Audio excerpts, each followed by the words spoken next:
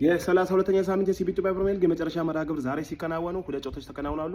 ወልዋሎ ዓዲግራት ዩኒቨርሲቲን ከኢትዮ ኤሌክትሪክ ያገናኝ ጨዋታ በወልዋሎ ዓዲግራት ዩኒቨርሲቲ 2-1 አሸናፊነት ተጠናቋል።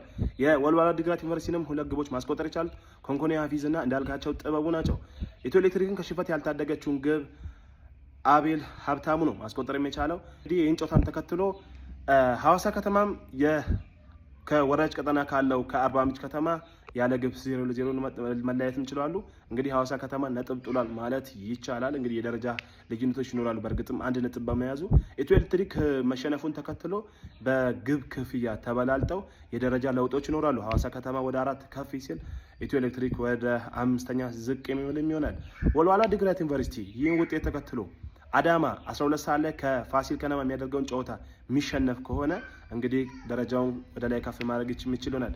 ድሬዳዋ ከተማ ስጋት ውስጥ ገብቷል። ምክንያቱም ከሱ ከላይ ያለው ክለብ ወልዋሎ ዓዲግራት ዩኒቨርሲቲ ማሸነፉን ተከትሎ እንግዲህ ስጋቱ ከፍ ይላል። ምክንያቱም በትናንትናው ዕለት በባህር ዳር ከተማ ማሸነፉ ይታወቃል። እንግዲህ የዚህ ሳምንት ውድድር ምን ይመስላል? በኋላ